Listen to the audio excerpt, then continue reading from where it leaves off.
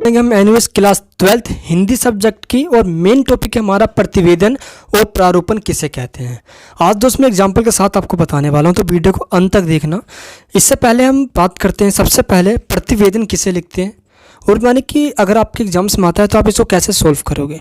सबसे पहले दोस्तों मैं बताना चाहता हूँ एटीपी एजुकेशन का दोस्त ये वेबसाइट है, उनको बहुत थैंक्स कहना चाहता हूँ, उनका मैं ये वेबसाइट यूज़ कर रहा हूँ। चलिए दोस्त, ये टोटली एजुकेशनल पर्पज़ से है। यहाँ पे हम बात करते हैं प्रतिवेदन हम कैसे लिखते हैं।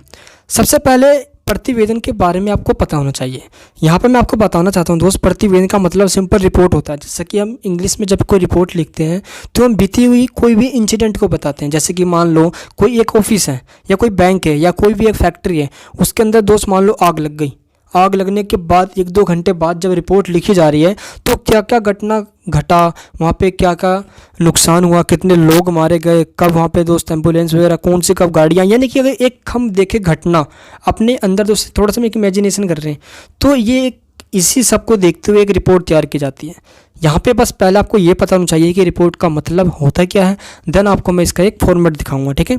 सबसे पहले प्रतिवेदन एक प्रकार का ज्ञापन होता है। ज्ञापन मतलब तो सिंपल एक रिपोर्ट होता है जो किसी घटना के बारे में बताती है और इसको लिखने के बहुत सारे प्रकार होते हैं। मैं आसान शब्दों में समझाने की कोशिश कर रहा हूँ और दोस्त आप जो मैं आपको ये नोट्स दिखा रहा हूँ ये काफ़ी बेहतर है और आप इसको भी देख सकते हो। बाकी दोस्त जो मेरे नोट्स हैं उसकी लिंक मैंने अपने वीडियो को डिस्क्रिप्शन बॉक्स में डाल रखा है, ठीक है। तो प्रतिवेदन का प्रकार क्या है यहाँ पे जानते हैं। सबसे पहला जो प्रकार है वो घटना संबंधी जांच प्रतिवेदन, यानी कि पहला जो रिपोर्ट होगा यानी पहला जो प्रतिवेदन होगा वो घटना जो हुई है उसकी जांच के लिए जो रिपोर्ट लिखी जाती है, जो प्रतिवेदन लिखा जाता है उसको हम घटना संबंधी जांच प्रतिवेदन कहते हैं। मान लो कि आज हम ये रिपोर्ट लिख रहे हैं और आज से कुछ समय पहले कोई घटना हो गई हो तो उस घटना के रिगार्डिंग जो भी मैं एक रिपोर्ट तैयार कर रहा हूँ उससे घटना संबंधी जांच प्रतिवेदन कहा जाता है। जैसे विद्यालय में छात्रों की अनुपस्थिति, बच्चे काफ़ी एब्सेंट हो, कि दोस्त एग्जाम्स के टाइम में नकल चल रहा हो, विद्यालय में बहुत मतलब कि खाने में गड़बड़ी आ रही हो, तो इन सब के कारण जब हम कोई भी एक लेटर हम लिख रहे हैं कब आगे यानी कि रिपोर्ट तैयार कर रहे हैं सिंपल रूप में, ताकि उस पर कोई जल्द से एक्शन लिया जाए, उसकी जांच की जाए, तो हम इसको क्या कहते हैं, घटना संबंधी जांच प्रतिवेदन। तो पहला वाला समझ में आ गया। एक ऐसा रिपोर्ट लिखते हैं हम जब हम किसी भी मुद्दे को उठाकर उस पर जांच की मांग करते हैं, उस पर एक्शन की डिमांड करते हैं। नेक्स्ट होता है घटना संबंधी विवरणात्मक प्रतिवेदन। इसमें क्या होता है कि इसमें घटना और दुर्घटना सभी जो भी हुआ उसको अच्छे से डिस्क्राइब किया जाता है और इसमें घटना का स्थान, समय, विषय, कितने लोग वहाँ पे प्रेजेंट थे, यानी कि इन सब के बारे में उसमें लिखा जाता है। जैसे कि मान लो हम सब के सब किसी दिन एक मेले में गए या हम यात्रा करने एक ट्रैवलिंग पे गए हुए या पिकनिक पे गए हुए हैं और उस समय कोई घटना हो जाए तो हमें उसको पूरा डिस्क्राइब करके बताना होता है, ठीक है। ये होता है घटना संबंधी विवरणात्मक, यानी कि उसको पूरे में डिस्क्राइब करना होता है, ठीक है दोस्त। नेक्स्ट पॉइंट है हमारा घटना अथवा आयोजन संबंधी अवलोकन प्रतिवेदन। यहाँ पे क्या है कि अवलोकन प्रतिवेदन, यहाँ पे संगठनात्मक प्रतिवेदन आता है। मैं आपको समझाने की कोशिश करता हूँ उसका मतलब होता क्या है। देखो, जब कोई घटना या दुर्घटना घटित होता हो तो उससे संबंधित जानकारियाँ जुटाने के लिए एक अवलोकन टीम बनाई जाती है। मान लो कहीं पे एक घटना हो गई है ना, मान लो कि एक फैक्ट्री उसमें आग लग गई है, तो उसकी जांच करने के लिए उसके बारे में एक कि क्या क्या हुआ था वहाँ पे, क्या क्या नहीं हुआ था वहाँ पे, एक टीम बनाई जाए और ये टीम जो होगी ये थर्ड वाले रिपोर्ट के प्रतिवेदन के अंडर में आती है, जिसको घटना संबंधी या घटना अथवा आयोजन संबंधी अवलोकन प्रतिवेदन कहते हैं। यानी कि एक टीम बनाई जाती है, एक संगठन बनाई जाती है, एक ऑर्गेनाइजेशन बनाई जाती है जो इस पर जांच करने के लिए खोजबीन करेगी, ठीक है। तो दोस्तों 3 तरीके के प्रतिवेदन लिखे जा सकते हैं। अब चलिए आपको मैं दिखाता हूँ फॉर्मेट।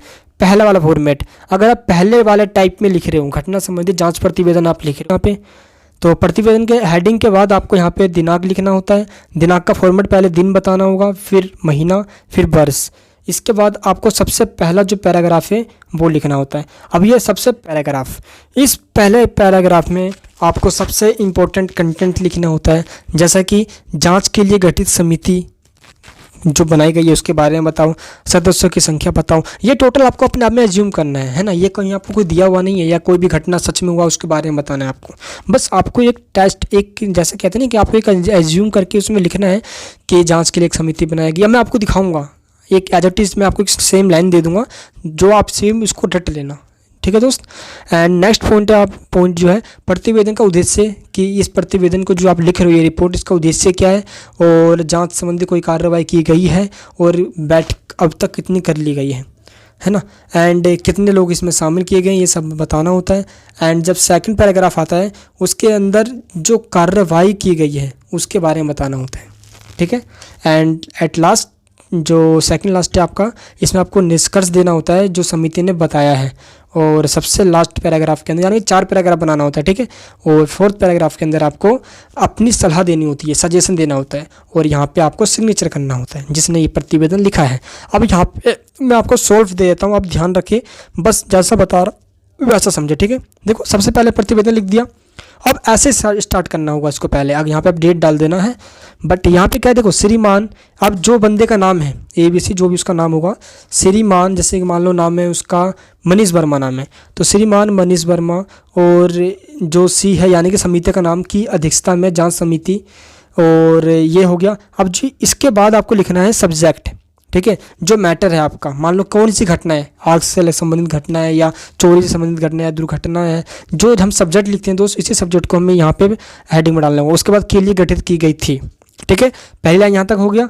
देन इसके बाद आपको लिखना होगा समिति ने कुल 3 बैठकें की और बैठक में सभी नामित सदस्य उपस्थित रहे। समिति द्वारा वर्तमान परिस्थितियों के आकलन के बाद जांच की रूपरेखा को तैयार किया गया और दूसरी बैठक से समिति ने जांच पर कार्य करना शुरू कर दिया। समिति ने अब यहाँ पे भाग का जो विभाग या डिपार्टमेंट है, जो समिति बनाई गई है ना, उसने किस डिपार्टमेंट को दिया था उसका नाम बताओ, एंड और क्या क्या क्वेश्चन पूछा गया था उसके बारे में यहाँ पे बता दो, ठीक है। तो दोस्त इसके बाद बताने के बाद एट लास्ट में फिर से एक बार सब्जेक्ट लिखो, देन ये सारी लाइनें सेम आएगी, सेम लाइन, ठीक है। से संबंधित अनियमितताओं के बारे में जानकारी जुटाई, जिसमें समिति को इससे जुड़ी बहुत सी जानकारियां एवं जुड़े लोगों का पता चला। देखो ये सजेशन वाला लाइन हो गया।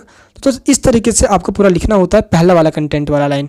देन पैराग्राफ जो नेक्स्ट वाला आता है, इसमें जाँच के दौरान इस विषय पे जो बात की गई, क्या क्या एक्शन लिया गया, तो आपको कम से कम 2-3 पॉइंट कवर करना होगा कि जांच के दौरान जितने भी व्यक्ति हैं उनकी सलाह क्या रही, उसको सलाह को यहाँ पर आप लिखो। आपको ये नहीं लिखना, आपको 3 पॉइंट बना के उनको सलाह में लिखना है, ठीक है, सजेशन बताना है उनके। एंड जो सेकंड पैराग्राफ बनाओगे, इसमें आप जो आपको जाँच के बाद आपको क्या क्या मिला वहाँ पे, है ना, क्या सकते हैं कंक्लूजन के टाइप में, है ना। जो सेकंड वाला आपका पैराग्राफ है, इस वाले पैराग्राफ में आपको अपना कंक्लूजन बताना है जो जांच करने के बाद पता चला, ठीक है।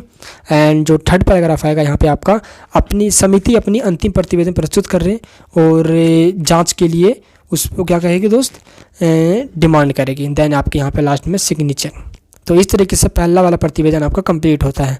और एग्जाम में दोस्तों एनयूएस के अंदर यही वाला प्रतिवेदन पूछा जाता है। तो मैं आपसे यही कहूँगा कि इस प्रतिवेदन को आप अच्छे से समझें और इस फॉर्मेट को अच्छे से आप याद कर लें।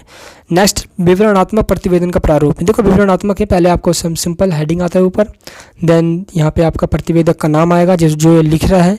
जब विवरण वाला आता है तो ठीक है, जब हम पूरा डिस्क्रिप्टिव मेथड में यहाँ पे बताना होता है तो यहाँ पे उसका नाम आएगा। देन आपको स्थान और दिनांक लिखने के बाद सारी घटनाओं दिनांक के बारे में लिखो, उसके बाद पूरा मेथड यहाँ पे बताना। दोस्तों ये काफ़ी आसान होता है। ये लाइन तो आपकी सेम आती है, ठीक है, ये लाइन पूरी सेम आएगी और उसके बाद आपको यहाँ पे अपना कंटेंट लिखना होता है, ठीक है दोस्त। और एट लास्ट में ये लाइन आपको निष्कर्ष और परिणाम के साथ धन्यवाद प्रस्ताव आपको लिख को ये कंप्लीट करना होता है। दोस्त जैसे जैसे फॉर्मेट बता रहा हूँ सिंपल वैसे ही लिखना होता है, ठीक है।